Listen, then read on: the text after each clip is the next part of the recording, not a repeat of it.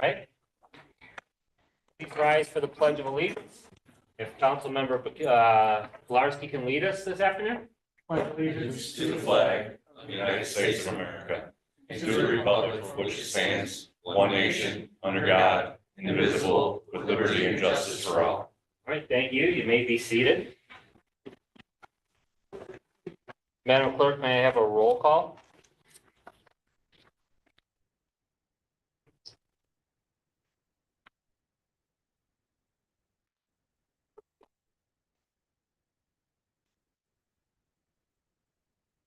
Councilmember Barbara Bukowski. Present. Councilmember Michael Jazinski. Absent. Councilmember Vero Kaminsky. Present. Councilmember Brian Pilarski. Present. Councilmember Vernon Thompson. Here. Supervisor Brian Noah. Present. 5 present. All right. With that, welcome to the July 9th Town Board Work Session. Thank you all for being here. We have a few items on for new business and old business this evening. But I would like to start by asking the board members, there was an item on new business that I intended to add that wasn't added to begin this. And that was to look over a few of the highway department trucks that are out in the front lot. So I'm asking that we take that item up first prior to GObike, and we give it a time limit of 10 to 15 minutes. So just to look over the equipment, talk about some of the specifics and come back inside. Then we would take up GObike and SmartGov. All in favor of that? Aye. Any opposed? All right. All right, with that, the town board is going to head outside to take a look at equipment for the next 15 minutes.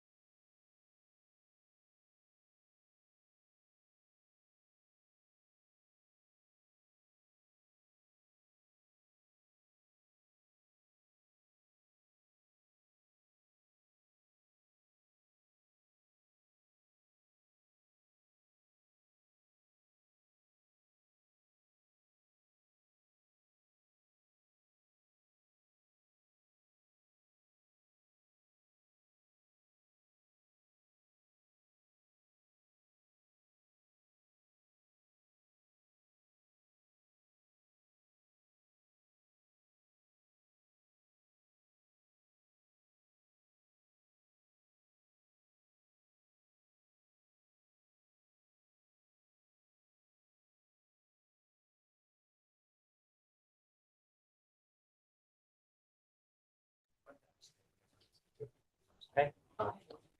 All right, thanks for taking some time to head out and look at the condition of some of the highway fleet. The next item we have on our work session this evening is GObike Buffalo. I'm gonna call Dan Young to the podium. Good evening, board members. Yes, we have GObike here, GObike Buffalo here tonight. Brendan Sini, their planning director, is just going to touch a little base on the Creating Healthy Schools and Communities initiative. That is a program that's running under funding that is being allocated out of Area 1 BOCES. It started probably about 2 years ago under this funding. The first round saw an outreach with a design implementation to demonstrate how design can affect a user's habits when approaching an intersection, and gauging how those habits change prior to the installation and post-installation.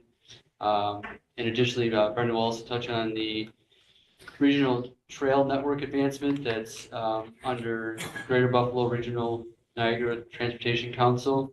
That was part of the 2020 Regional Bike Buffalo Niagara Master Plan.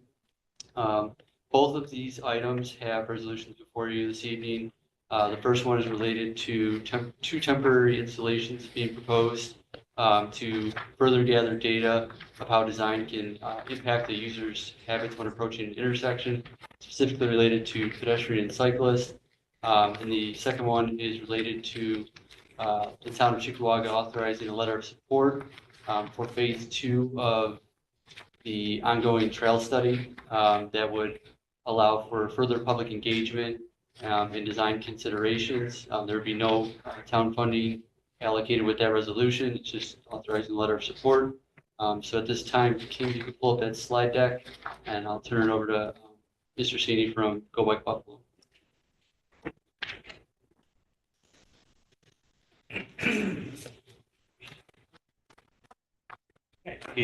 Good evening, everyone. Again, my name is Brendan. I'm the planning director at GObike Buffalo. Thank you for giving me your time tonight. So I'm going to start off just talking about the Chickawaga Healthy Streets Initiative. Again, as I mentioned, this is funding that we received through Area 1 BOCES as part of New York State Department of Health's Creating Healthy Schools and Communities initiative. Next slide, please. Is it possible to make the slides just easier for everyone to see and read? That should work. Thank you. So right now we're looking at 2 different sites. One is at Eggert Road and East Elwood, and the other is at David Avenue and Park Edge Drive. We're also, as part of this grant, working with Maryvale School District. They reached out to us, knowing that we had this funding, to see if we could help them identify ways to make it safer for kids who are walking to school. And so we, and I'll get into that in a little bit, have been working with them as well on a separate project through this grant. And really the goals here are just to enhance safety and accessibility for all road users. Just to kind of recap what we've done in the past, I did present to the board last fall, I believe, about our 2023 project. So in this, we did a small pilot project at the intersection of Straley Avenue and Alexander Avenue next to Town Park. We painted curb extensions, put in some temporary plastic bollards. We worked with the Boys and Girls Club to add some art elements to the curb extensions. And we thought it was a really great learning opportunity for kids to learn about neighborhood and the built environment. Some of the outcomes of that, we did, again, post data collection, both quantitative and qualitative. So quantitative meaning vehicle speeds, pedestrian and bike volumes. Qualitative meaning we put out another survey to ask how people felt about the project. We did hear from residents that a sense of security noted by pedestrians and cyclists at the intersection. There was a little over half of residents who responded to the survey supporting additional safety facilities in the Town Park neighborhood. There's kind of a split opinion on the bollards. Some folks liked them and some folks didn't. But we saw that average vehicle speeds and the percentage of drivers who were speeding through that intersection decreased after the project was implemented. Again, it was a very small project, but this year we're looking at these 2 other places to continue doing this type of work. So a community organization reached out to us to express concern over these 2 intersections. So not just taking their word for it, we also wanted to do community engagement to make sure that we supporting additional safety facilities heard from everyone in the neighborhood. So we went out and did canvassing. We distributed about 400 flyers about the project with a link to a survey to the nearby businesses and homeowners. We did social media ads on Facebook and Instagram. We got about 16,000 people reached and 516 clicks. We also put in a survey station with paper surveys at the Rhinestein Library. We only got around a little over 30 responses, but from those responses, we were able to get kind of some preliminary input on what people wanted to see at these locations. So timeline, we drafted these design concepts in the spring. If it's approved for us to move forward, then we'd like to implement the project in summer 2024, and then this fall collect post-implementation data. So some of the things that we heard from that survey were issues with speeding vehicles, lack of crosswalks or unsafe pedestrian crossings, garbage and overgrown red vegetation, broken sidewalks or lack of sidewalk on East Delavan, poor lighting. Not all of those things are things we can address with this project, but we can also make recommendations in our final report on how to address those things. But the most requested feature were just pedestrian facilities like crosswalks. So this here is showing just the existing conditions at East Delavan and Eggert. That road on the north side of the street there is Eggert. And so you can see there aren't really any lane markings. The road is a little bit wide and there are no crosswalks existing. If you keep sliding to the next slide, this is what we're proposing.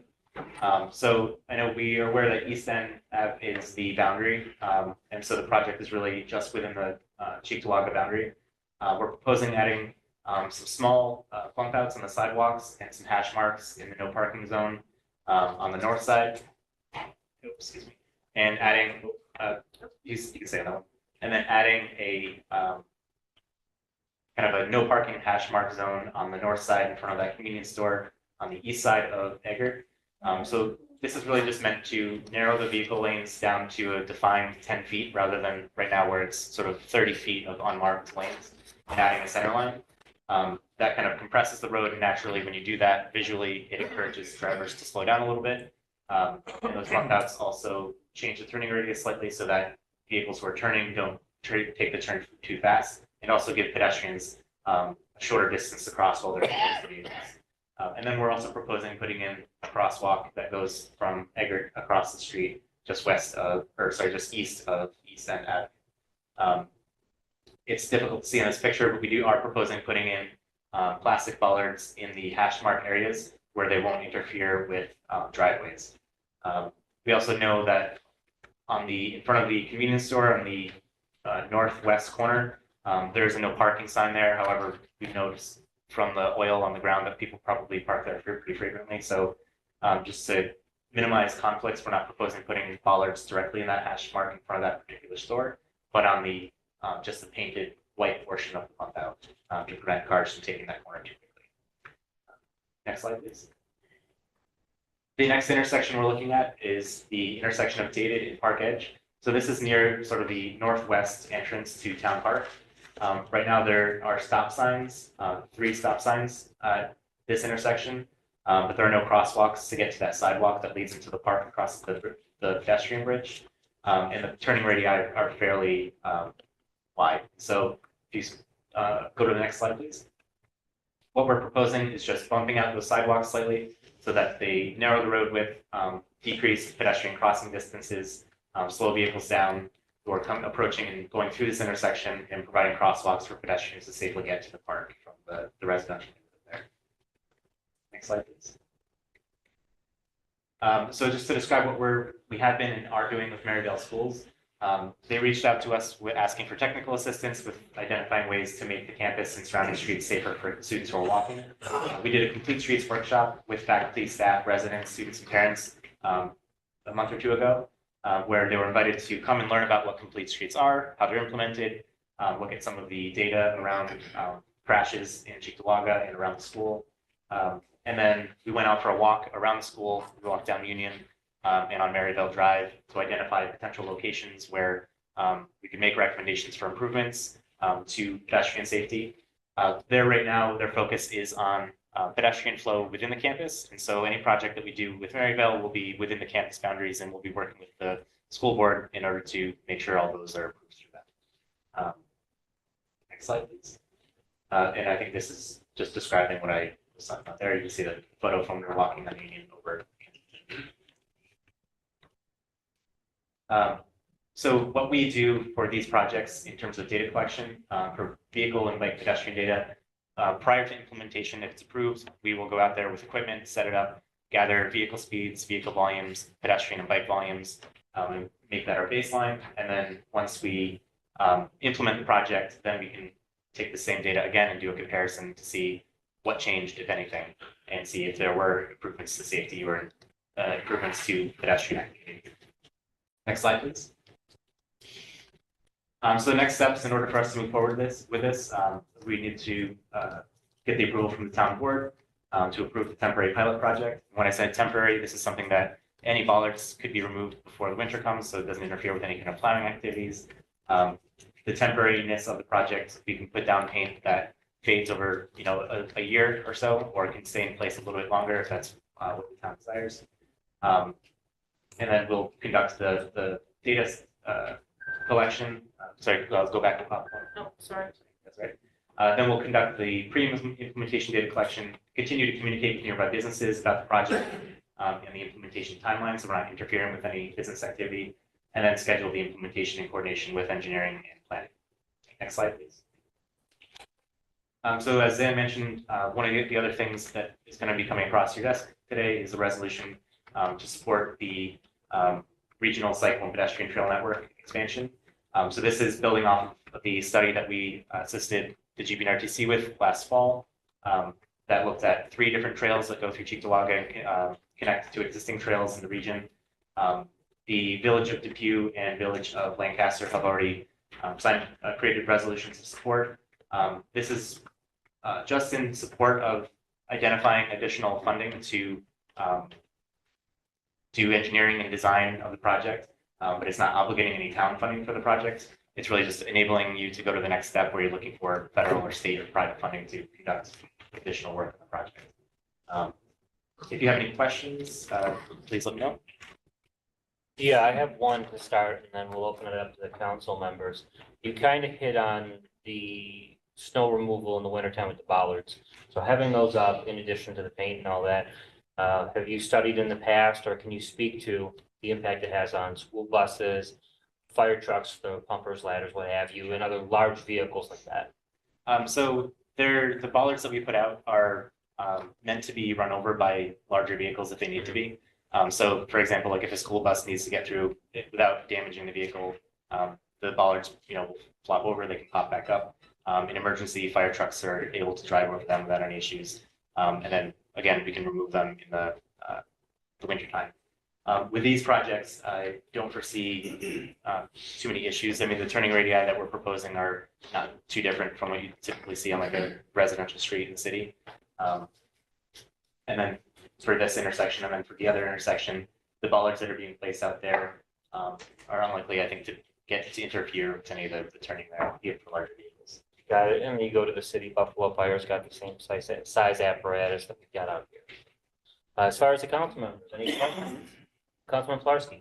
Was GObike Buffalo part of the similar project in South Buffalo with Chris Gamlin's district, or because there was ballards there with the bump outs and all that stuff? And I don't believe so. okay, and it worked in parts of South Buffalo. They had it on Abbott Road there, Irish Center and all that, and they had the exact same setup. So I'm assuming they're the same ones that you could run over, take them out in the winter time, and they did just that. So I don't see any issues with that. In addition to what you're mentioning, Maryville and all that, I mean, we were on the walk together, and I believe we almost got hit by a car together, on that walk with the walkable community. So I'd like to see this expand more throughout Cheektowaga, outside of the districts as well. In one of the first slides, it showed Alexander Avenue. Were you involved in that as well, or is that just an example? So the Alexander and Shirley project was a project that GObike implemented, although it was implemented prior to my time as planning director. Okay. Though I can't speak to it. So as far as maintaining that, and I said about a year or so, you guys would make sure it's up to par, because I believe some of the bollards are down by Alexander now, or somewhere up. And the bollards there, we did have a miscommunication with our engineer. So I think some of them did stay out over the winter, though a lot of them actually made it through the winter. Typically, we do remove them by the beginning of November, but once we did realize that there was an issue there, we took them out, and so they're not currently there. okay, So as far as maintaining them, is there a time frame that you guys would make sure we keep up on that, or? Typically November 1st is when we would remove them. I'm sorry, as far as the painting and Oh, the painting. everything, yeah, So the making sure paint- it's, It kind of depends on what the town would like us to do. We have different types of paint. So for example, if you use like a Sherwin-Williams street paint, that paint will probably fade after about a year. It doesn't necessarily need to be updated unless the town, wants us to come back with additional funding from this grant the following year to refresh it. But because it's a pilot, it's not meant to be permanent necessarily. If you wanted it to be more permanent and maybe stick around a couple more years, then that's something we could use an epoxy-based paint, where it sticks and stays around, doesn't wear away as quickly. okay. One last question, as far as your thoughts today from the Alexander, area that was done, do you see any issues or get feedback from that? I think the biggest concern there were the bollards. And I think even though our project here that we're proposing still includes bollards, I think being a little bit more conscious about how they're placed, just so they're not as creating interference. Really, the goal is though, you should still be able to use these turns without hitting the bollards because they're within the manual uniform traffic devices standards for design.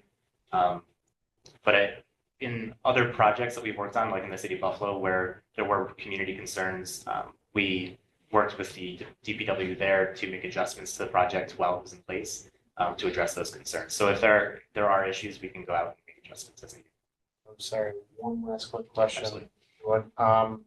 What's the radius or diameter for like bikes and things like that, since there aren't any bike lanes?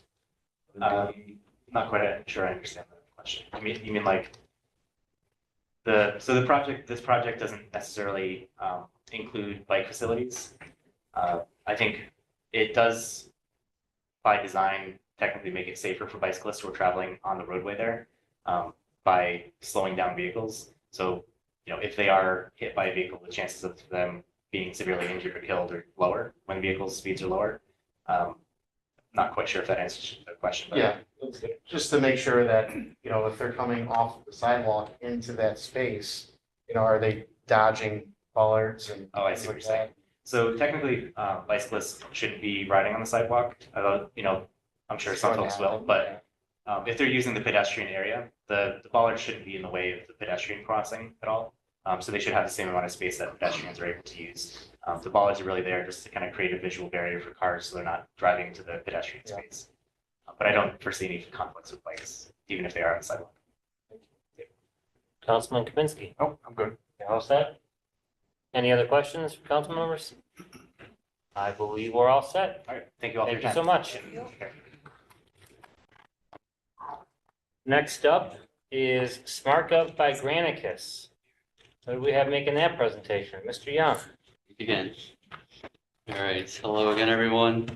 So Granicus is on the virtual call here or virtual meeting. This is the software program that the Building and Plumbing Department is looking at to replace IPS and BAS, which is our permitting and inspection management program for the parcels within the town of Cheektowaga. At this time, we had a different service that we were looking at that just the cost was kind of running up the budget line, and we just shift gears and we started talking with Granicus and the product that they offer. What intrigued us was the two strong selling points were their customer service when it comes to dealing with issues and working within the system and the response times. And then secondly, the virtual platform that it gives the end user, which would be the public in this case, to be able to interact with the town on a 24/7, around the clock basis, as needed. And it also gives the residents the opportunity to take a look within the community and see what projects are going on. Is that new building going up? Is that under review? Is it had a permit pulled? Things of that nature. So I will turn it over to Brian from Granicus and Helen as well. And they're just going to kind of give you an overview of what the platform looks like and what it brings to the table for the town. I also want to point out that if the town were to move forward with a system of this nature, we would be able to integrate facets of record keeping, sanitation, clerk's department, and engineering into this platform, giving cross-department communication at an easier go for the town. Brian, I will turn the floor over to you. Yeah. Thanks, Dan. I appreciate y'all having us tonight. And you did a very good overview there. You hit a lot of my points here. I'll touch on a few more that we can chat through. And I also have my colleague, Helen Wyko, who you'll hear from in just a minute. She'll go through a little presentation of SmartGov and our online portal, which I think will be impactful. And can we ask, are we able to get sharing for Zoom there to be able to put up a couple PowerPoint slides? I'm not sure if that's possible or not. Yep, I just got it. Okay, cool. I think this might be visually easier as I talk through a couple points for y'all. So again, as Dan mentioned, yeah, our SmartGov platform, it really covers a variety of facets that the town could utilize, from permitting to inspections, the code enforcement, licensing, et cetera, a lot of recurring inspections. I want to hit on a few different areas here, and stop me, if you have any questions. We like to keep these interactive, but I'll try to keep it tight because I know we have a short time tonight. So there's three main components with SmartGov. We have our online public portal, which Dan alluded to, and we'll talk about a little bit more in depth. We have the staff portal, which is really where all staff at the town, even third parties that you work with, like maybe it's an engineering firm or something like that, you can actually bring them into SmartGov as well to work across the department. And then we have iOS and Android mobile apps for staff out in the field. I'm going to hit on each of these just for a couple moments, and then we'll throw it over to Helen to kind of jump into the public portal. So on the public portal, just a couple highlights here. I think that'll be important from the town. And Helen, you can, if you want to jump to the next slide there. Thank you. So with the public portal, there's a couple different things here that you can look at. Helen, I'm sorry, I don't know if the Zoom is frozen on your end, or maybe it's on mine. There we go. I went too far. You want one more? No worries. If you want to go one up. There we go. Yeah, thank you. Appreciate it. So a couple different highlights here for the online portal. As Dan kind of alluded to, the reason the portal is important, it brings 24/7 access to applicants. So it allows the staff to not have, as you all may be aware, right, there's a lot of extra phone calls, there's back and forth, there's folks waiting in line. There's a lot of different ways that people are actually getting information, but also being followed up with information. Those phone calls have to go back to maybe schedule an inspection or share results, or maybe it's for payments. So what our online portal allows is to streamline that start to finish application process. So whether you're paying online, whether you're uploading submittal documents, whether you're sharing information, maybe it's plan review and there's a couple versions back and forth, all that can be done with the online portal. It also allows to build transparency. And I know this is a big initiative for the town kind of going this direction, is how do we eliminate a lot of the wasted steps that staff is handling right now, just because there's no better way. IPS doesn't have the capability. So obviously we want to be able to help out the applicants and citizens where we can. Well, you have to do that kind of in a lot of manual ways. SmartGov can eliminate a lot of those back and forth. And then one of the big initiatives here, as Dan alluded to as well, how do we actually share information? So whether that's on where a permit's at or what different buildings going on in the area, we can allow the general public, they don't have to log in anywhere. They can go search and see that information, whatever the town wants to be able to share, so that there's more transparency and more back and forth in that process versus having to have a lot of the manual touch points. So there's a few different areas here. The one other thing, I know there's a challenge on like FOIL requests. So being able to have those submitted through SmartGov, that's going to be a big win for the town, just to be able to actually, have folks submit that and then have that easy back and forth in a more of an automated direction, or even have them find that information themselves through searching online easily versus, again, having to get a staff member involved. So just a couple things in the portal. We'll go into that a little bit deeper. Next, on the staff portal. So again, this is where all the staff will be able to have login to get into, and obviously various departments do various things. So they're going to be siloed in some of the different ways they want to work, but then there's going to be a lot of overlap in terms of where the town works as a whole. So we think of this as a tool of record, right? The central truth of all the information across department, whether it relates to permitting or code enforcement, licensing data, etc. It also allows different departments to talk to each other. And as y'all may be aware, right, during a planning process or a permit application process, there might be a lot of different players involved, different staff involved at different times throughout the process. So being able to allow them to know who's working on what, when they're up to bat, when they need to take an action on something, we're going to be able to allow that with our SmartGov platform. And they don't have to go in and out of systems. They don't have to run down the hallway or call someone. They'll actually be able to do that inside of SmartGov. And as Dan mentioned, there's a lot of different departments. I threw a couple up on here, but the building, the highway, the assessor, sanitation, the clerk's office, there's a lot of folks that I'll be able to use SmartGov and have it as that one central tool going forward. And then lastly, the iOS and Android mobile apps. I know this is a big win because right now it's extremely manual. I think if I remember, inspectors are spending like an hour, hour and a half each day manually typing this stuff back into IPS. They'll be able to actually do all their inspections out in the field real time when they're actually on site. And this could be code officers as well. So being able to use our mobile app to pull up information, take pictures, be able to see where things are at, and then also ultimately document this information, whether they have service or not. One of the key features of SmartGov with our mobile app is an offline mode. So they'll actually be able to complete their inspection and finish everything, even if they don't have cell service. Let's say they're in a basement, for instance, and there's no cell coverage or no way that they can connect to Wi-Fi. Once they get back into coverage, it'll automatically push into SmartGov, so they don't lose that data. So a couple key things with the iOS and Android mobile apps there. Other points, and then I'm going to throw it over to Helen, I think are important for everyone to know. As I mentioned earlier, this is a cross-department tool. So unlimited users, not only for the public to be able to put in applications or search or do anything they need, but for staff, anyone can get a login, and there's various user permissions. So certain people need to see certain information or be involved at various times. You'll be able to have that role-based access, but have the whole staff involved in the town that needs. Secondly, I know this was a big part of the partnership here, and really what the town was looking for is getting off of the servers that are sitting there at the town and go to a cloud-based solution. So we're backed by AWS. I'm sure y'all are aware of Amazon Web Services and the millions of clients they have across the world in terms of their reliability and security. So we use AWS as our backbone for our cloud storage and hosting. And then lastly, and I know this is a massive key, is what do you do with the data you currently have?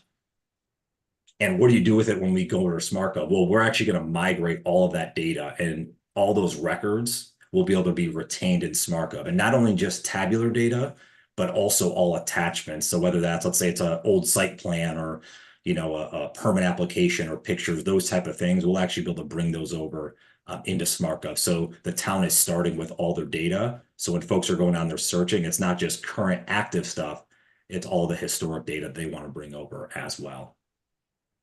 And the big thing for us with all this, I know I'm jumping through this very quickly to hit the time that we have, but we really work with the town hand in hand with our implementation timeline. So I know the initiative to kind of start now is we're about 6 to 8 months to implement and get you all launched, which is going to hit before the busy season next year. So I know that was a part of the initiative to kind of, work this through and kick off the partnership here. The big thing with our implementation team, it's a 3-phased approach. So we're going to work really hard with the town early on to understand all the business processes, all the different applications they have, and all the little specific, nuances that you're different than other jurisdictions. How do we put those into SmartGov? Then we configure everything. We do the heavy lifting of that. We don't expect you all to know the product yet. So we actually do all the work there. And then there's user testing and training at the end. And that can both be for staff. We also can do trainings for the public as well, if you want to do a session for how do folks apply online and those type of things. So we offer that as well. That's included. So just to give you an idea of, there's a lot here. There's a lot that can be done with SmartGov. We don't just throw you out to the wolves and make you do it yourself. We actually come in and implement with you hand in hand. So happy to answer any questions on that. If not, we can jump into Helen doing a little overview of the online portal. But I'll pause there for a second to see if there's any specific questions. Councilman Plarski? I think any specific questions regards to that, we would direct to our IT director, Lisa here, whom, from my understanding, this is the first time she's hearing of this. So I definitely recommend having that meeting sooner than later to kind of figure out, can our IT department take this on right now for the transition or whatnot? And can it be integrated, or will it need to be integrated in other software suites that we have? So please have that meeting I mean, sooner respectfully, we have had conversations in regarding regards to this one, because I know, migration of IPS and what the confusion may be. Just to clarify, and this is where I think the confusion may be coming in. We have spoken on Brightly, which was purchased by Granicus, which is under a different government solution system. So that's maybe where the confusion came in. Is that fair to say, Lisa? Okay, right. So there would still be an ongoing conversation. This is not just hey, we're looking to purchase this. This is what we're looking at. How do you guys feel about this at this time? correct, yeah, so I We would definitely recommend continue that conversation. Yeah. Before we got any further down the road. continue to have those conversations, and then with our department heads as well. Yes. Because last thing is we want to do is purchase a new software and implement it, and it's not, nobody knows how to use it. It's not backed by anybody, or it's not working for their departments. I love the fact that we can use it amongst many departments. I love what the city of Buffalo has with their 311 system and all that stuff. And I know I sat in on these meetings with Rick and that when I was overseeing that department, and it was going in a great direction. I was like, yes, this is exactly what we want. And it came down to cost, and then some of it was contractual language of, who owns the data, where does it go after that, how do we export it, and all that stuff. So that's the last where I was involved in it, but I would, urge you to continue those conversations and see if it's possible. I mean, our IT department's pretty swamped right now, so how much of a lift is it from our IT department? And I know Lisa will say, yes, I'll make it work, I'll do it, no matter what. But we can't take advantage of her by doing that, because she will make it work. But at the end of the day, we need to make sure everybody's on board, all department heads. Absolutely. And how much, is the company going to put in with the training to our staff? Will they come back and cycle through if we have leadership changes and stuff like that? So those are all questions I kind of have. But I think those come after the fact to make sure this can tie into do we have the capacity to tie it into what we have now? Do you have any other questions from the board members? All right. Do you want to go over that? Yeah, I think we're good to go to the next step of the presentation. Perfect. Yeah. Well, let me turn over to Helen on that note. We'll do a kind of an overview of our online portal, and obviously I need to take any questions as you go forward. So Helen, let me turn over to you. Perfect. Thank you, Brian. So my name's Helen. I've been here with SmartGov for about 4 years in this role. But before that, I was a permit technician that had a chance to implement and use the system as a planner for about 7 years before I made the switch. And a vital role that I found, especially in talking with your team there, was definitely the public portal. And I've just brought up my demo account on your screen here, but this is what we want to serve as that extension of your front counter. So this is where people could do things like apply online, look up information, reach out to you. If I dive in here a little bit deeper, this is where I could see everything related to me. I can also search information. So if I'll give you an example, we had a Sonic restaurant come to town and everyone was very excited about it. So we elected to share some elevation drawings and the overall permit status with the general public to help create transparency in our processes and allow them to follow along with the process. And that's where we would want to work with you during implementation to design the system specifically to you and what your community needs. Now, I can do things like apply online, pay for fees online. Age of Amazon, people want to be able to pay online, request inspections, view their overall application status. And we find that most people who use this are your frequent flyers. So of course, your builders and people who do business. But we also find a high rate of compliance for people who have 9-to-5 jobs and can't necessarily come down to a town hall. We see a lot of use from them as well, because they can essentially access your services 24/7. Now, SmartGov is template-based, so we know that what you might want to collect for, a special event permit could be completely different than a building permit. And we have different application types set up, and we would want to mirror your processes as identified by your code. But this is where I, as the applicant, can go ahead and submit any sort of information to staff, whether it be submittal documents, details. And we can have required fields that essentially is that fail-safe for staff to make sure that they're receiving complete applications through the portal. And then staff can embed things like handouts, instructions throughout the process to make it really clear to the applicant what they need to provide. The public portal can also be used as a conduit to communicate back to the applicant. So for example, if there's inspection results or there's plans that need to be revised, this is that mechanism that can consolidate all departments' comments and be able to relay it back to the applicant so they can upload version 2 of the plans or correct whatever might needs to be corrected. As Brian mentioned, we allow for unlimited users in the system. And with that, SmartGov can automatically route applications for review. And this can be tracked. So if you want to be able to see how long it takes to process certain application types, where there might be bottlenecks in your process, SmartGov can be used as a reporting tool to illuminate your processes. And our goal is to make things not only quick and easy for the applicant, but also for staff as well. So if there's things that we can help automate in your process to ensure that all of your codes and requirements are being met, we will want to do so.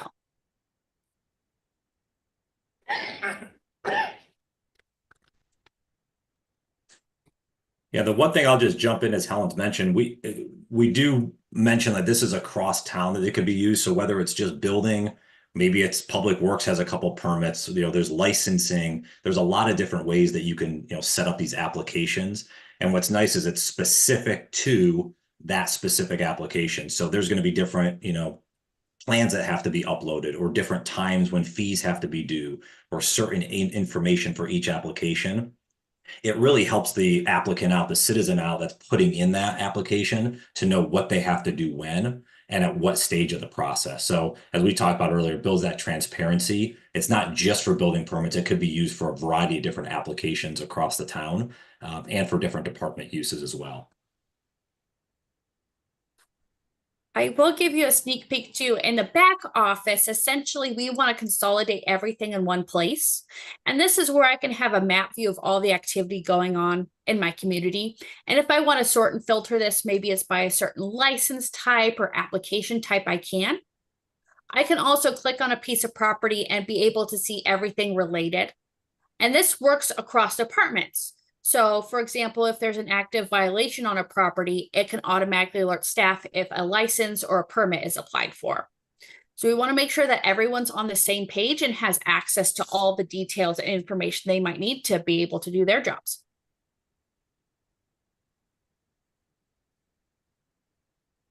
Any questions at the time? Anything y'all are thinking about as we did that walkthrough? I know it was a brief walkthrough. There's a lot we can go deeper into, so feel free to pull us deeper. I just want to make sure that we don't hit anything or miss anything. Just making sure that you want to give these guys an opportunity first.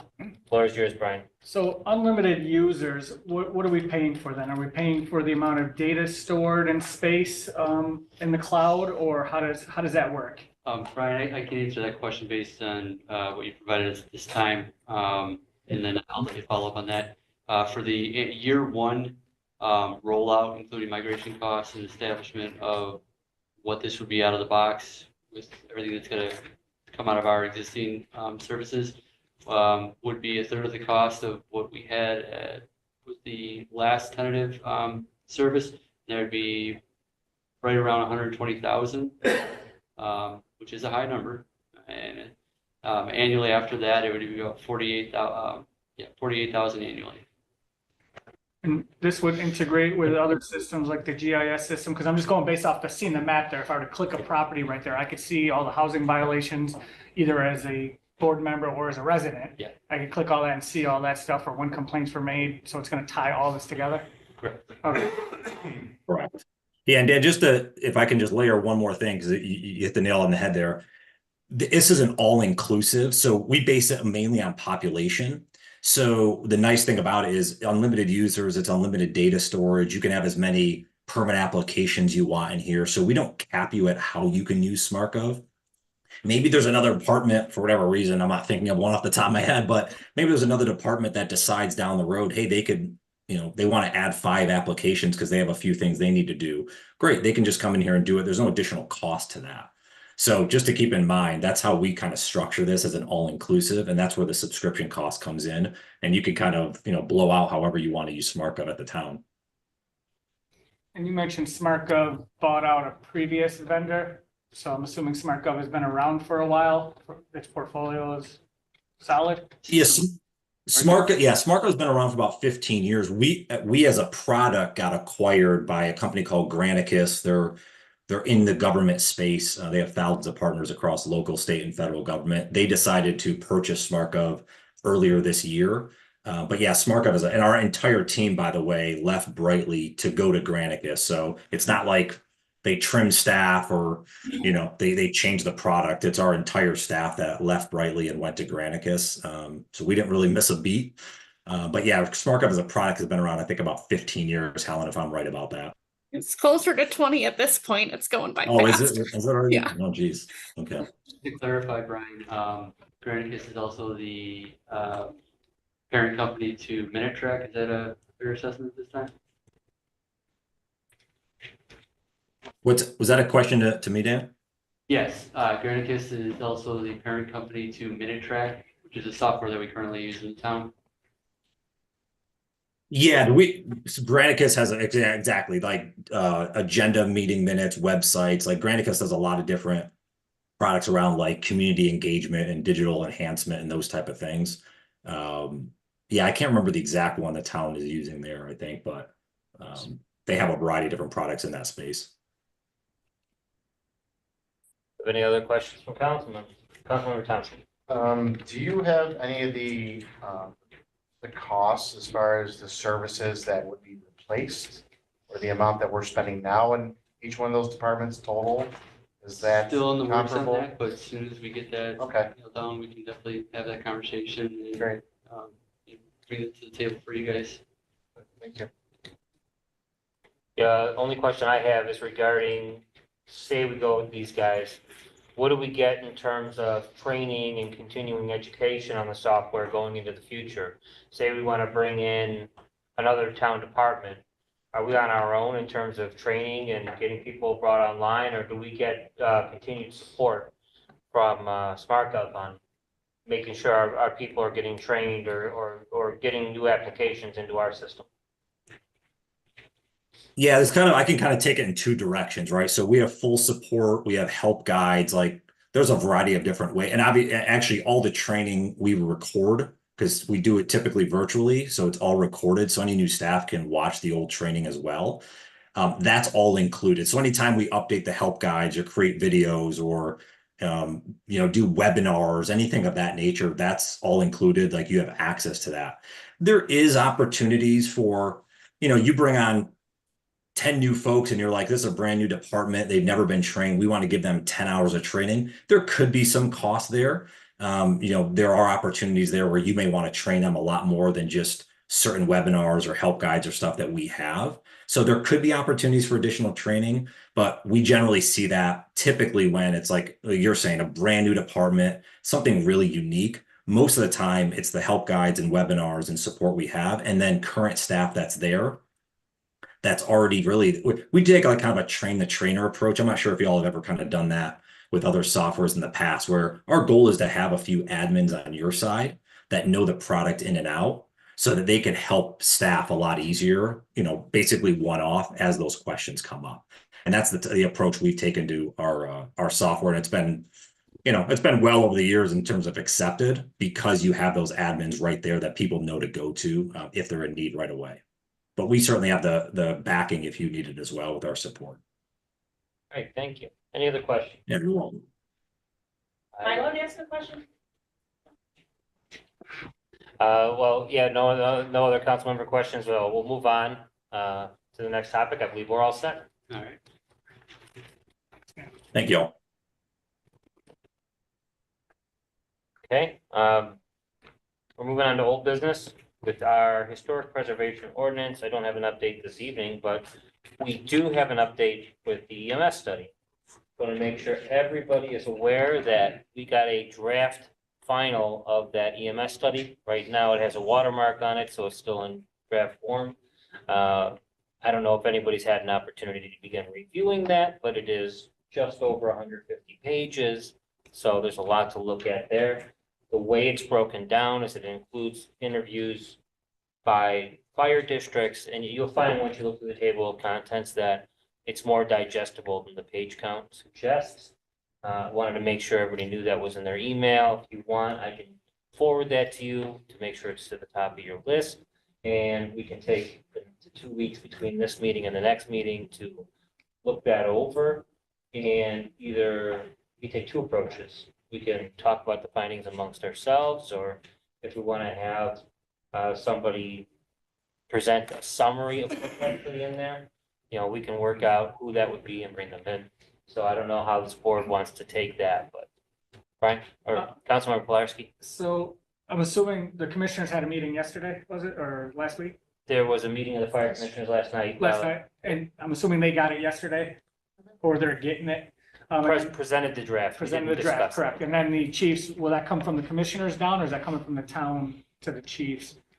Because Yeah. if we're gonna have a presentation, a summary, which I think we should have, Mhm. I think chiefs, commissioners, and this town board should be present for it.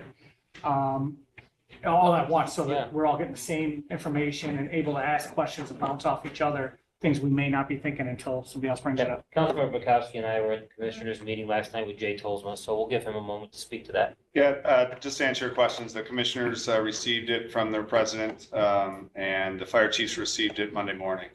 And then you guys got it Sunday. So everybody, all the, I guess the players or the stakeholders for that have that information. Now, would you recommend go with my thought process or go against it, saying, hey, have us all at the table together, or do them separate, three? No, separate? I think there's there's recommendations in the study for everybody. So I think having some sort of committee or group together to decide what direction everybody would like to go, I think that would be a good idea. Or do we pick a couple from each group, because too many hands in the pot? No, I think having input from other folks is important to decide what some of the fire districts are able to do, what is AMR able to do, what is the town able to do.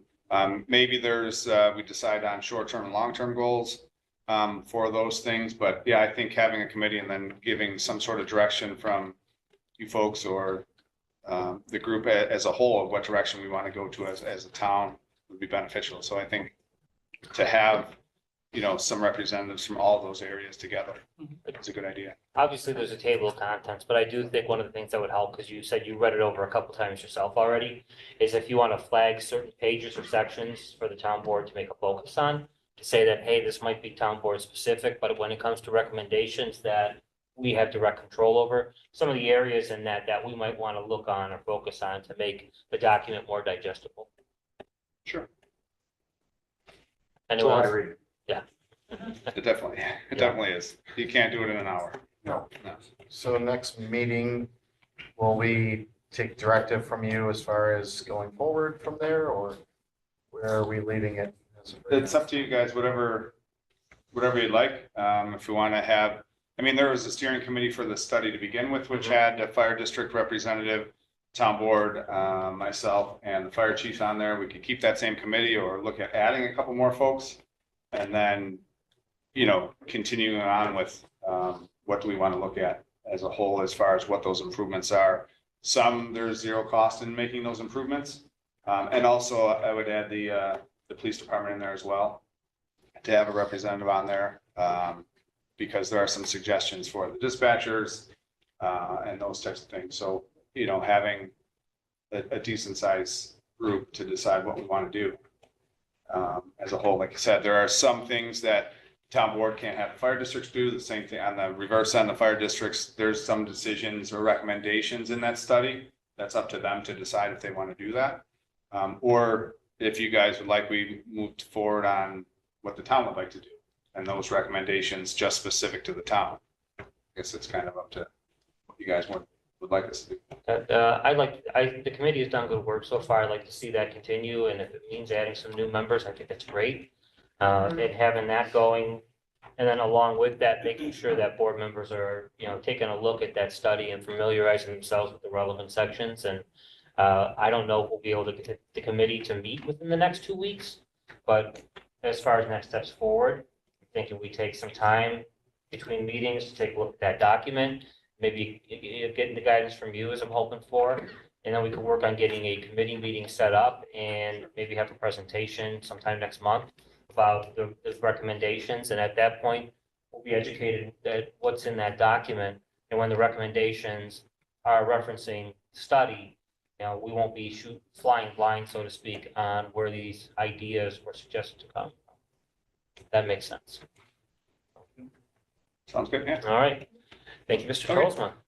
And with that, unless there's any other comments on the study, we'll move on to the cannabis zoning law, which there were recommendations on changing those hours. I know this is something that Mr. Jazinski raised a little while back. With him not being here this evening, I think we should take this up in 2 weeks. I'm going to send out that email again to bring that to the top of the list and see, do we want to pass a local law regarding regulating these shops beyond what MRTA has for regulations. So we'll keep this on old business and bring it up in 2 weeks. With that, we're getting down to resolution items. So start with the items on the table, and please stop me if you've got question, comment, concern with any of these resolutions. So on the table, we have 5 items. The first is approval of the MMA services agreement. Second, we have a appointment for Code Enforcement Officer Mark Bielefeld. I got information on that one earlier today that this resolution is based on how exams were done not too long ago. And the results that we thought were the case are no longer the case. Mark, would you like to take a moment to explain it yourself? So I kind of, new developments have kind of informed what we could do with this and what, in my opinion, what we should do with it. Yeah, so, sorry. Just to give you a brief overview. So, moving into the engineering department, I was a contingent, it was a contingent position based on me passing the civil service test. To give you a brief overview, the day before the civil service exam, my mother passed away. So I contacted civil service and I asked them if I could postpone it. They gave me a week. And that week time I had to bury my mother and everything else. So when I did go to the test, I took the test, didn't think anything about it. I felt like I did fairly well on the test, and the rest is history. 6 months later, I get the exam. It says I failed. I got a 60. And I do better than that. I expect better than that from myself. So I contacted civil service. I went down to civil service to review my exam. I did pass the exams, 2 exams I took. I did pass both of them, but I put the answers in the wrong section of the test. So I started on question 31, and you're supposed to answer on answer sheet 31. It's 31 to 31. I started on number 1 and answered through. So there was a discrepancy on that. So I requested a repeal from an appeal from the state to get that corrected, and they verified that I did pass both tests, and that now it's in the state hands. It's going down to state, and they're going to review it and get back to me on that. So I just wanted to give you an overview of that. I did talk to personnel today, Beth from personnel. This was done in the past. I'm not unique to this by any means. This was done 6 years ago with another a colleague of mine. His was changed, so I'm hoping for the best on that. I know state, I have to wait for the state, so I'm hoping that we could look at that. She's contacting civil service to see if she can get documentation verifying, saying, yes, he did pass. He just messed up the orientation of his answers, and that's that. So hoping we could at least table this for another 2 weeks until I get some information or from Beth from personnel, see if she got in contact with civil service. With that said, that was going to be just my recommendation. We're we have an effective date on the resolution for July 26th. Our next meeting is July 23rd. That does give us time to leave this item on the table for 2 more weeks and take it up and getting documentation. Yeah. And Beth was Dealing with this, and hopefully at that point, we have what we need to act on this resolution definitively one way or the other. How does everyone feel about that? All right, okay. Thank you. I Great. appreciate that. Thank you. Thank you. So that gets us to the 3rd item here, and it's kind of related to that. I would like to also keep that on the table for the next 2 weeks. The effective date also being July 26th with that item. Next resolution up is termination of labor. And then we have a resolution, we have an agreement with Catholic Health Services for physician. Any questions on that? All right, then we have termination labor. Going over to the consent agenda, transfer of funds is number 1. Number 2 is the warrant. 3 is an award of bid for an asbestos survey at 82 Preston. We've got a notice of bidders for demolition at 217 Orchard Place. Number 5 is seeker for 3438 Broadway. Number 6 is rezoning of 3438 Broadway. We have development review site plan for 3438 Broadway. Councilman Thompson. So in relation to all of these ones here, Sure. so in the past, we've had complaints about this property in specific. So I guess my biggest question is, say this goes through and, 2 months later down the road, there's still issues and nothing's corrected. What measures are able to be taken at that point? I guess is my biggest question. I don't know if there's any representative here from there. Yeah, do we have a representative from the project, or can someone from building or planning department speak to that?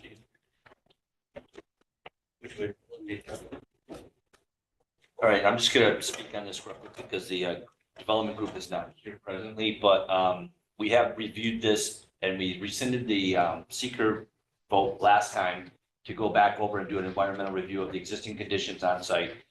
We reached out to the agencies that oversee those types of operations, and they informed the engineering department, which I believe Drew Lloyd actually went over that, went to the site, visited the remediation, looked at the product they were using for remediation. We extensively looked at the internal review of the ventilation process that's presently in the building that wasn't adequately designed for the future of that process. They stopped doing that process in the interim during this time. And as far as I understand, they just recently started up as of this last couple weeks to start doing some internal, but they completely eliminated the existing ventilation system as being part of that process. And we just recently approved the existing remediation of the whole site to contain everything on site as exposed to or imposed of just a limited area where they're going to stage. Now the whole site could be controlled and actually controlled within a oil separator, and that product will be controlled. The second part to this is we did some investigation of the product specifically, and it was kind of told us it's kind of an innocuous vegetable-based product, from my understanding, that has limited impact as far as its environmental impact. It's a sheen you can see, but it's more like a vegetable oil in relationship to that sheen. So it's not a toxic, corrosive type of material. Primarily, their main function is off-site processes. It's very limited to probably maybe 10% of their whole process is on-site, but they do some there. And it's limited seasonal typically also. There's a higher volume in some parts of the season is related to over the winter. And right now, presently, they've got some concerns related to the Shores Alley adjacent to their parcel, which they have no intention of using Shores Alley at all as part of their operation. Right now, Google Maps directs people to Ellicott using Shores instead of going around Broadway all the way down to the light and then coming back up Ellicott. It takes the shortest route, which identifies Shores.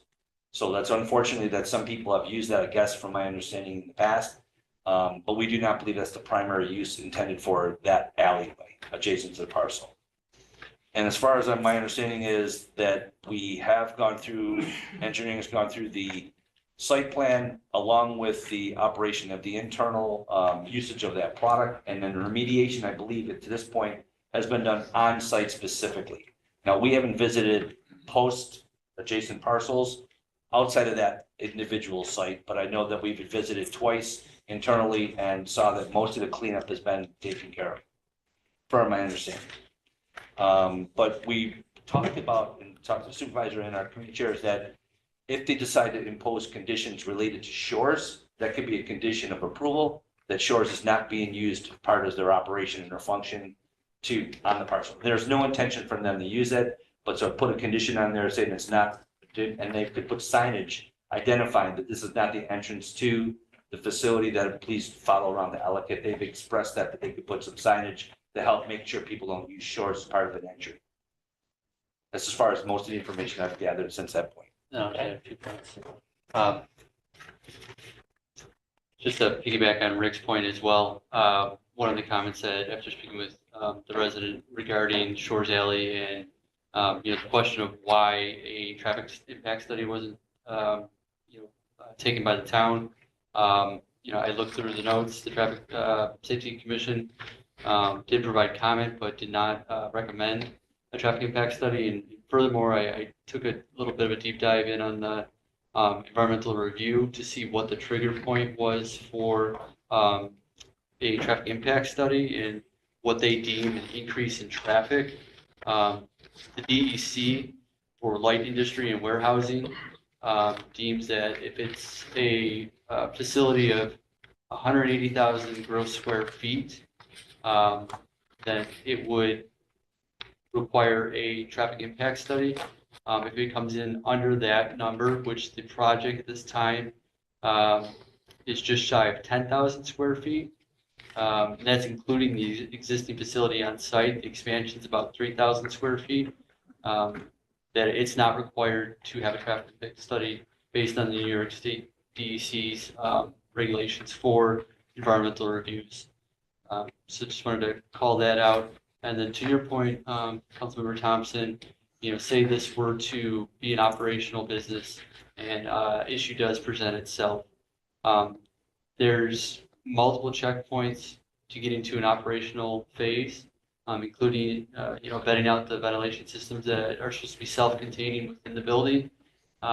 If those were to be failing and not meeting what the requirements that, they file with the towns when permitting, that there is remedial action the town can take to either get those into compliance or stop the operation. That's kind of more on Rick's side where that would come into play. And not to call the town attorney out, but if my memory serves me correctly, with a special use permit, I think the town does have the opportunity to repeal the issuance of that permit if the conditions present themselves and warrant it at that time, once a business is operational. After a public hearing, if the board and public have proper input, they have to be put on notice. But yes, that is correct. You can pull this as shooting. Okay. Does that answer your question, Mr. Thompson? So the Shores Alley was brought up. I like the idea of signage there prohibiting vehicles from going in. And my idea was to put that in as a condition of the special use permit. I just want to make sure that's the proper place rather than the site plan. So that's okay. So we were on resolution number 7. That gets us over to number 8, the special use permit 3438 Broadway. Any other questions on this project, comments, concerns from board members?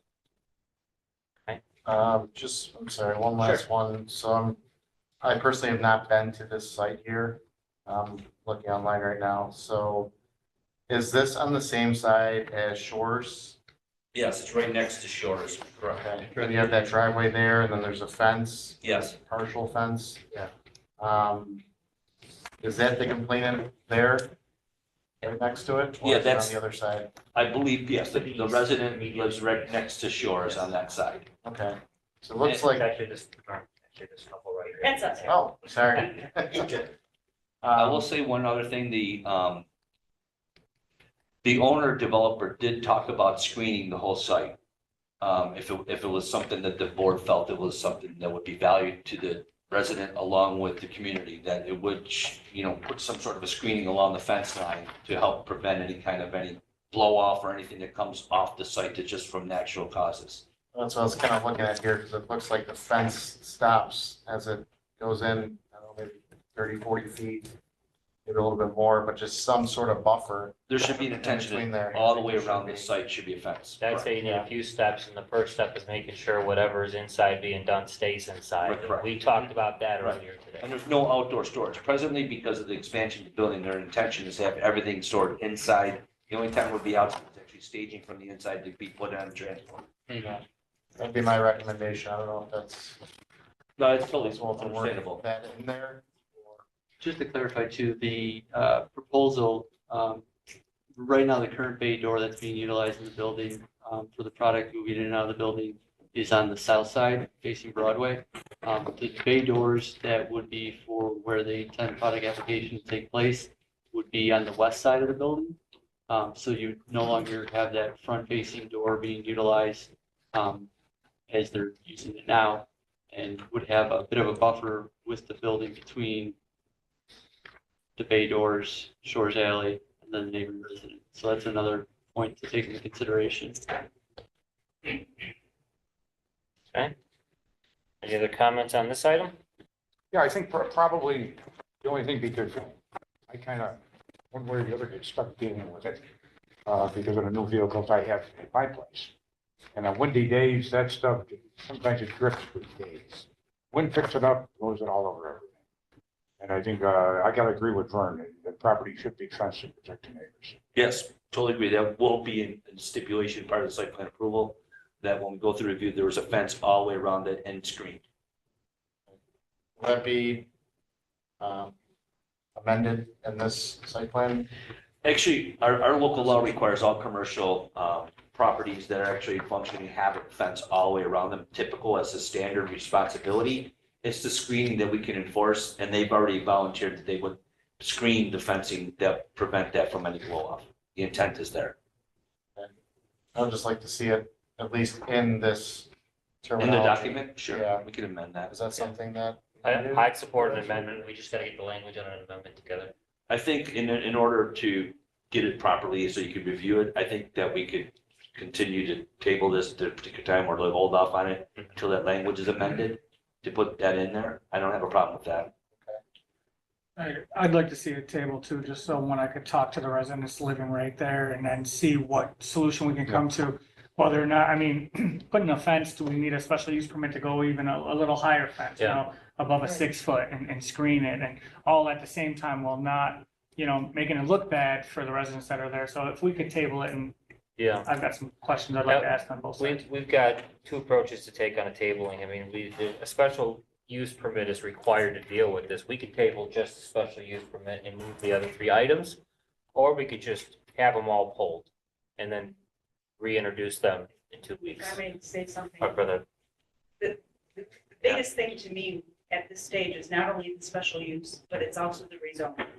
That is, you know, as soon as you guys approve that, there goes Yeah. half of my house value.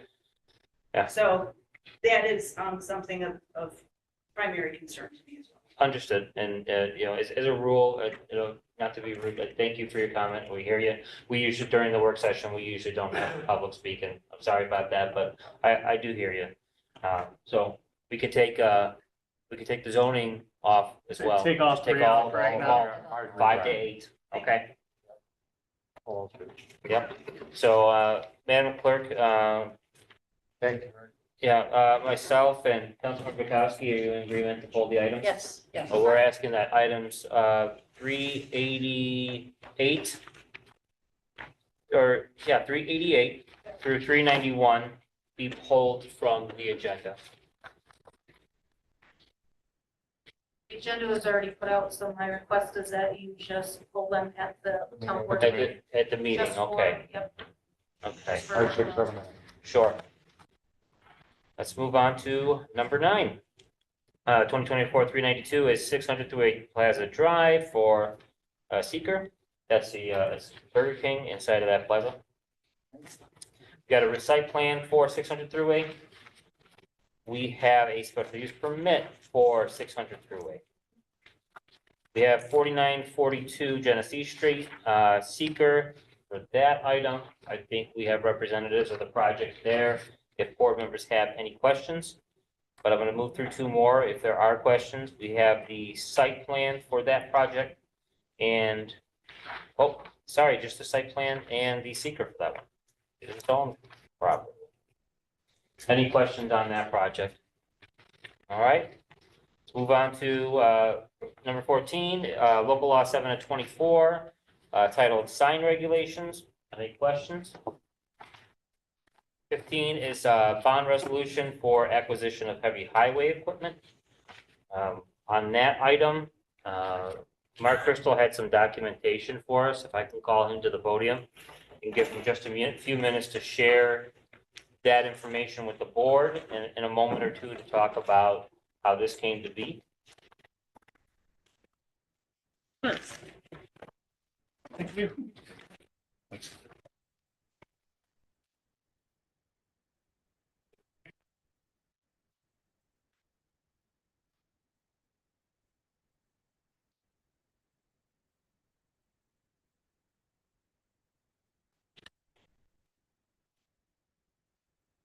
So just to be as brief as we can, the little packet that I handed out here just kind of follows up what we discussed outside. So the first part of the packet is emails I have going back to the fall of 2022, when we first started to discuss this with a previous board about the conditions of the Sterling truck specifically, okay?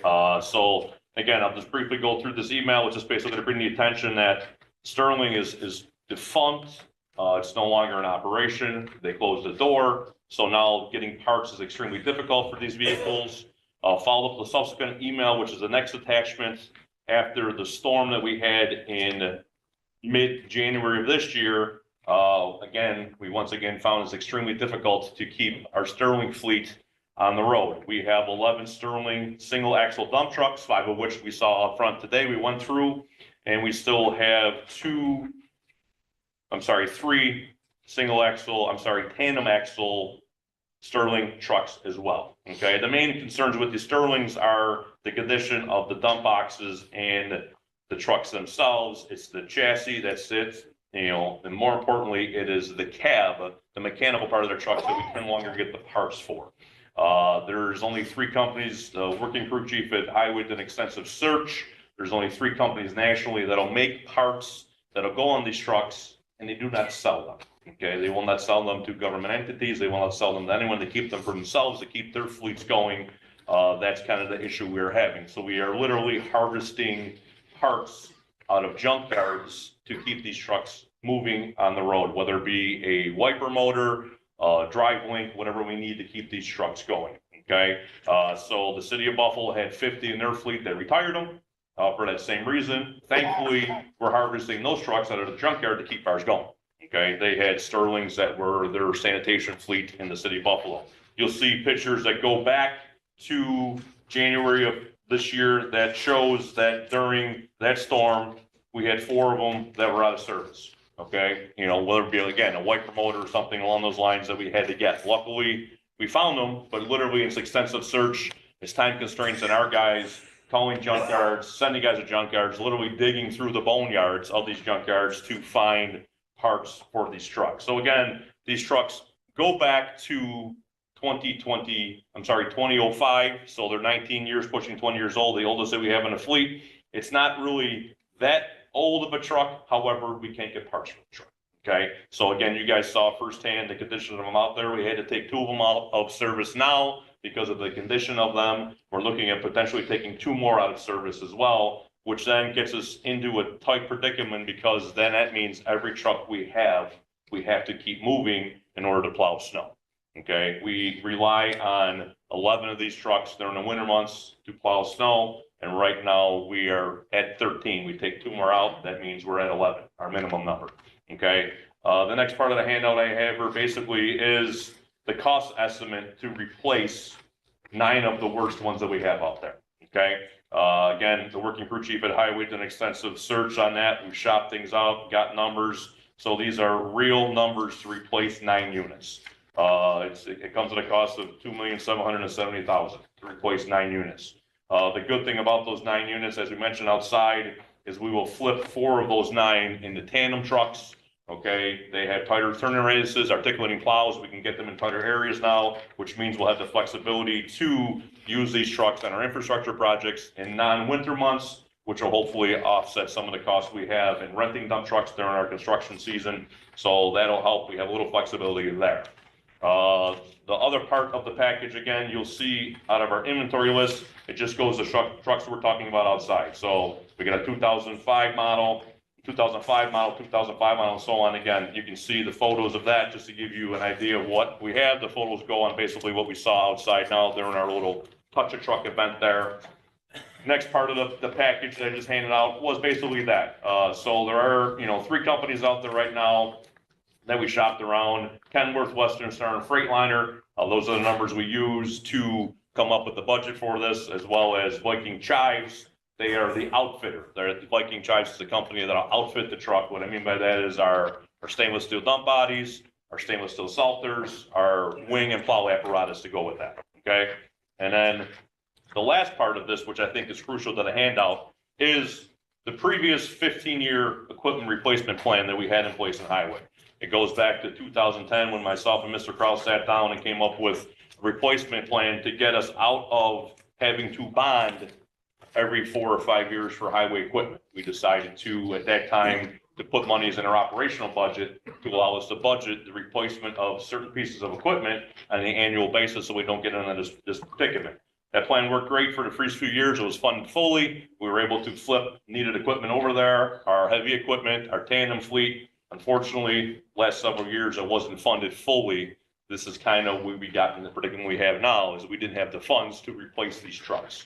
And now we're kind of caught behind the 8 ball here because, like I said, winter's coming. Availability of trucks, as we all know, is extremely difficult. We're waiting on 2 garbage packers that we approved nearly 30 months ago, and we still haven't received them.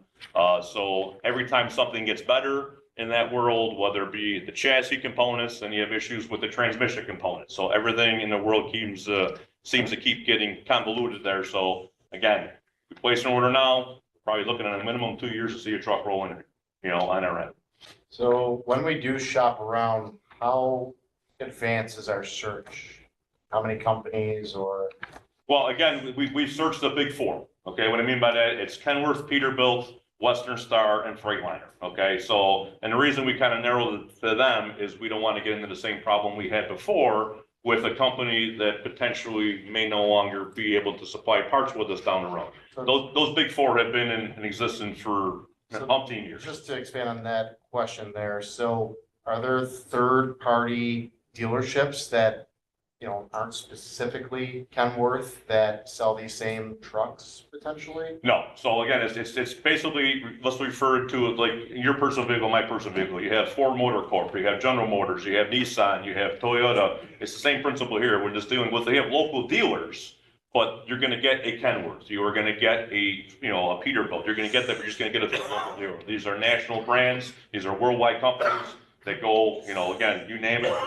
We're going to deal with the local representatives here. No different than going to, a Basil or a Wester or whatever that may be.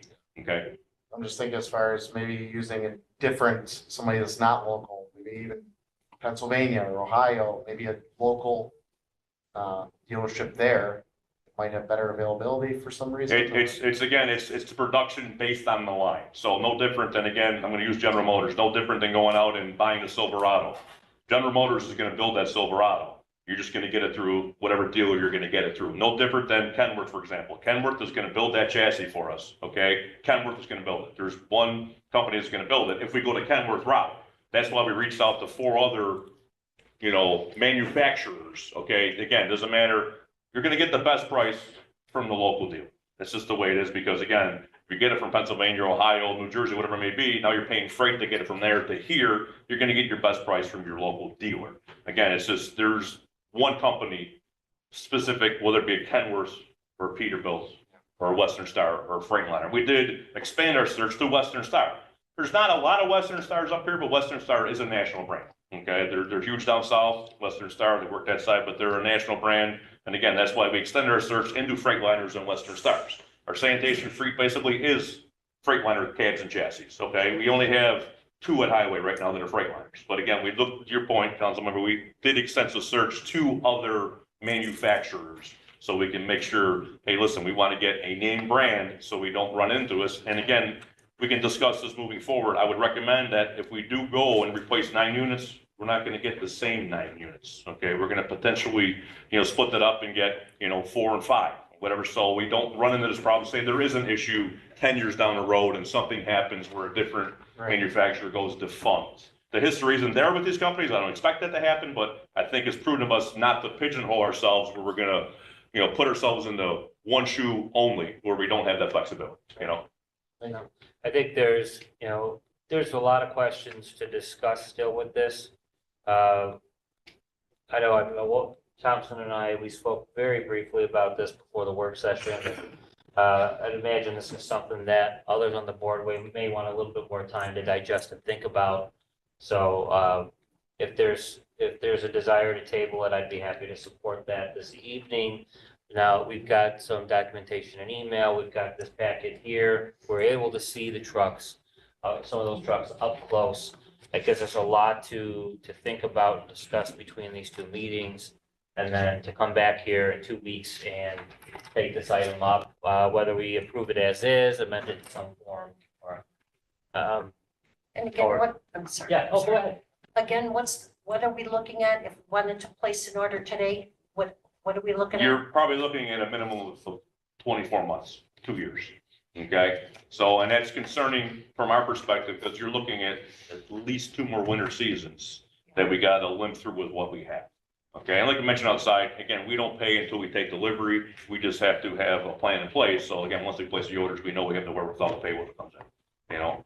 So that's concerning, because again, we'll do our best to keep those on the road for the next two winter seasons, depending on whether, you know, what Mother Nature gives us during that time frame. But it's concerning because again, we're gonna, you know, probably take 2 more off the road just because of safety concerns. So for the sake of bonding, because we don't pay for it until we receive it, if we were to, sake of argument, approve a bond for 2.7 million tonight, next week, whatever, but then we worked into the budget the next couple of years, $250,000, $500,000, and then we could reduce our bond, so we're not paying the interest on that. Can we take less of the bond money than we actually requested? Can I just piggyback on that real quick, if Yeah. you don't mind? I would highly recommend that. I would recommend that we get back to the plan that was submitted, Well, I was okay? gonna go to that next. To is can you get give us an back on that, updated because plan? again, we replaced 9 Sterlings, that's fantastic. That gets us a little more than halfway there. We're still gonna have, you know, 7 Sterlings that need to be addressed. Correct. So I would recommend that we get back to fully funding. I'd be more than happy to put together a new 15-year replacement plan, so we have vision for the next 15 years, so we know what the budget. And then we need to stay on plan, on a budget, so then we don't get back into this predicament where we can start flipping 2 or 3 trucks a season, you know, which sounds like a lot, but when we have a fleet of almost 25 million sitting over there, we need to invest X amount of dollars every year so we can maintain that level of service for our residents. And it's not just the highway department either. I mean, we're seeing it in parts of facilities with their trucks. We're seeing it with our garbage trucks and all that. And then we get back into a corner, we're like, oh crap, we need 3. In this case, we need 9. Like, so if we start setting aside some funding and create that savings for that, one, we won't have to bond it or bond very little, you know, bond less and pay cash on it once we receive it. So I think that's the route to go. And we should get back on that track. So with that, are there any other questions, comments on this before we move on? All right, thank you, Mark. Certainly. Thanks, Tom. Thank you. All right, next up is 16, adopt new town of Cheektowaga stormwater management plan. We've got 17, support for Western New York Stormwater Coalition Project. 18, in support of Cheektowaga sanitation. 19, Hodge and Russ LLP waiver request. 20 is health insurance stop loss contract. 21, renew contract with vendor for alternative prescription. 22, retain auctions international for surplus vehicles and equipment. 23, preventative maintenance program for town-owned emergency generator systems. 24, public meetings software annual maintenance. 25, smart deploy software system annual maintenance. 26 is authorizing supervisor to execute an intermunicipal agreement regarding the police department firing range. 27, approve agreement relating to Benlick. 28, regional cycle pedestrian trail network expansion. 29, GObike Buffalo's temporary street modification. 30 is authorized grant applications for New York Swims. 31, authorized supervisors to execute MOU with baseball, softball organizations. 32, youth and rec hiring. And we go to suspension of rules, and we currently have 4 items with a potential 5th. We have appointment of laborer, appointment of maintenance worker in sewer, appointment of motor equipment operator B, hiring of part-time seasonal employees, and lastly, there is a potential resolution before us, purchase of computer equipment for town hall. Everybody have that in front of them? Okay. Is there support to introduce that on the Suspension of rules. Support. Yep. All right, I'll become a mover and we'll put Mr. Thompson as a second. You're all right with that? Thank you. And we'll get that introduced under the regular meeting. With that, there is a need for a brief executive session to discuss TCEA negotiations and the termination or retention of a particular person. I will make a motion to enter executive session. Second from Councilmember McKee. All in favor? Any opposed? We're in executive session.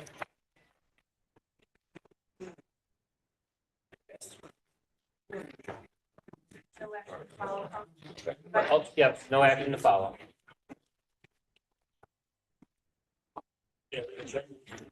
Real quick, I think interject. What's that? You're down. Right. Okay. Yeah. Reached out to me today. I gotta get this work done in Town Park, which I will, but if we're gonna do the other half, you guys gotta give me the green light. Gotcha.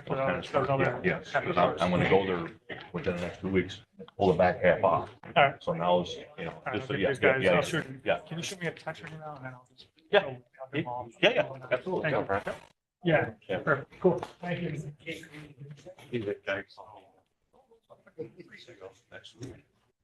Oh,